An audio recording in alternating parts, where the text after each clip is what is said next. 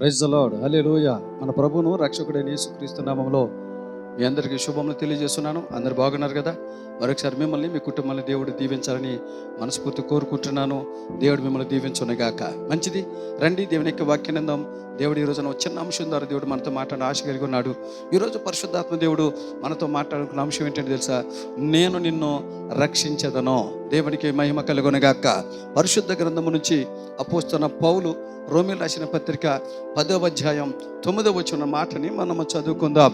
దేవుడు మనతో మాట్లాడబోతున్నాడు. అదేమనగా, యేసు ప్రభు అని నీ నోటితో ఒప్పుకొని దేవుడు మృతుల్లోనే ఆయన లేపెనని నీ హృదయం ఆయన ఎందు విశ్వసించిన ఎడల నీవు రక్షించబడదువో. దేవుడికి మహిమ కలుగునుగాక. దేవుని బిడ్డలారా గమనించండి, మనం ఆరాధిస్తున్న దేవుడు ఎవరంటే రక్షించేవాడు. మనం ఆరాధిస్తున్న దేవుడు ఎవరంటే రెక్కల చాటున కాపాడేవాడు.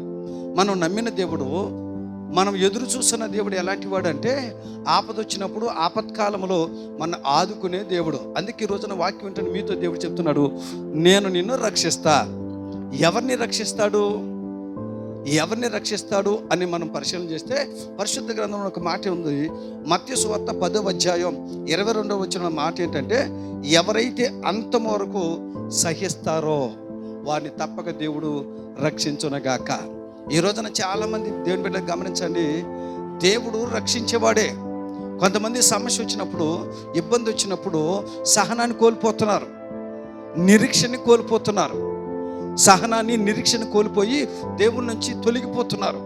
ఈ రోజున దేవుడు అంటున్నాడు, నేను రక్షించేవాడిని, రక్షించటానికి సమర్థుడు. నేను ప్రకటిస్తున్న దేవుడు ఎలాంటి వాడు అంటే, నువ్వు పిలిస్తే పలికి నేను విడిపించగలిగిన శక్తి కలిగిన వాడు. మరి ఈ రోజున ఎందుకు కార్యం జరగట్లేదంటే, నువ్వు సహించలేకపోతున్నావు. చిన్న సమస్య వచ్చినా, చిన్న శోధన వచ్చినా, చిన్న బలహీనత వచ్చినా, చిన్న నింద వచ్చినా నువ్వు సహించలేకపోతున్నావు. చదువుని లేఖన భాగం చేయముంది, ఎవరైతే అంతం వరకు సహిస్తారో నేను వారిని రక్షిస్తా. దేవుడికి మహిమ కలుగునుగాక. దేవుని బిడ్డలు గమనించండి, ఎక్కడి నుంచి రక్షించాలనుకుంటున్నాడు? నా కొరకు ఎవరైతే సహిస్తారో, సహనం కలిగి ఉంటారో వారిని రక్షిస్తా అన్నాడు కదా. ఎక్కడి నుంచి రక్షించాలనుకుంటున్నాడు? ఎక్కడి నుంచి తప్పించాలనుకుంటున్నాడు?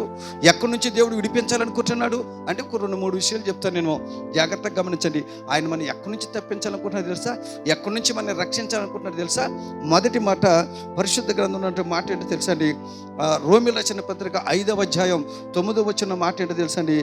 ఏ ఉగ్రతలో పడకుండా దేవుడు నిన్ను నన్ను రక్షించునగాక. హల్లెలూయా. ఎక్కడి నుంచి రక్షిస్తానని తెలుసా అండి? అనేక ఉగ్రతలు ఈ భూమి మీద వేలతా ఉన్నాయి. ఏదో ఉగ్రత, ఏదో శాపం, ఏదోటి నిన్ను మింగాలని, నిన్ను నీ మీద దాడి చేయాలని ఎదురు చూస్తున్నాయి. ఏ ఉగ్రత అయితే నీ మీద దాడి చేయాలనుకుంటున్నావో ఆ ఉగ్రతలో పడకుండా నిన్ను రక్షించేవాడు నేను ప్రకటిస్తున్న దేవుడు. దేవుడికి మహిమ కలుగునుగాక. ఆయన రక్షించేవాడు అంటే నీ చిన్న చిన్న రోగాల నుంచి కాదు, రక్షిస్తాడు. కానీ భయంకర ఉగ్రతలు ఈ రోజున చూస్తున్న ప్రపంచం ఎలా ఉందో, లోకం ఎలా ఉందో, మన చుట్టుప్రక్కల ప్రాంతాలు ఎలా ఉంటుందో మనకు తెలుసు. అలాంటి ఉగ్రతలు ఎన్ని వచ్చినా నేను నిన్ను రక్షిస్తా, నేను నిన్ను తప్పిస్తానని దేవుడు చెప్తున్నాడు.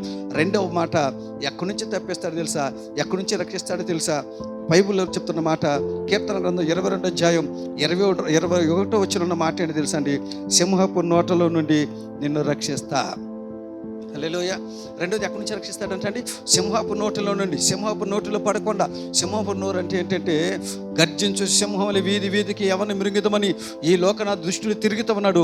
వాడి నోటిలో నువ్వు పడకుండా, వాడి కబంధస్థలు చిక్కకుండా దేవుడు నిన్ను కాపాడునుగాక. ప్రైజ్ ది లార్డ్, హల్లెలూయా. మన దేవుడు రక్షించేవాడండి. దేవుని బిడ్డ గమనించండి, వాక్యం ఉంటుంది. దేవుని బిడ్డ గుర్తుంచుకో, మన దేవుడు ఎవరు తెలుసా? రక్షించేవాడు.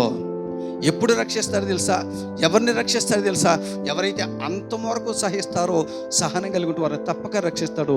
ఎక్కడి నుంచి రక్షిస్తాడంటే, ఏ ఉగ్రత నీ మీదకి రాకుండా, ఎన్ని ఉగ్రతలు వచ్చినా ఉగ్రతలో పడకుండా దేవుడు నిన్ను రక్షిస్తాడు.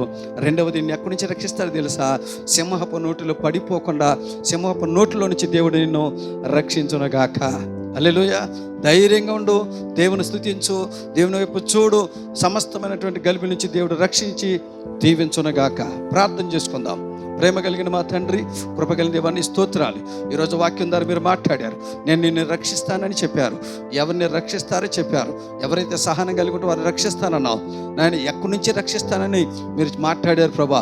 ఉగ్రతలో పడిపోకుండా, సింహపు నోట్లో పడిపోకుండా కాపాడుతానన్నావు. వాక్యం మా బిడ్డలందరినీ కాపాడి అందరిని దీర్ఘాయుష్మంతులుగా చేసి నీ నామానికి మాత్రం మహిమ తెచ్చుకోమని యేసు నామములో అడిగి పొంది ఉన్నాము తండ్రి, ఆమెన్. మరొకసారి మీకు ప్రభు పేట వందనాలు చెల్లిస్తున్నాను. చిన్న మనవి దేని పెట్టలేదు గమనించండి. మీరు ఇంకెవరైనా సబ్స్క్రైబ్ చేయకపోతే సబ్స్క్రైబ్ చేసుకోండి. మీకు ఎవరైనా ప్రార్థన అవసరం ఉంటే ఈ స్క్రీన్ మీద కనపడుతున్న నెంబర్ ఫోన్ చేయండి. మీ కొరకు మేము ప్రార్థన చేస్తాం. తప్పక మీ కొరకు ప్రార్థన చేస్తాం. మా కొరకు ప్రార్థన చేయండి. ఈ పరిచయం కొరకు ప్రార్థన చేయండి. దేవుడు మిమ్మల్ని దీవించునుగాక. ఆమెన్.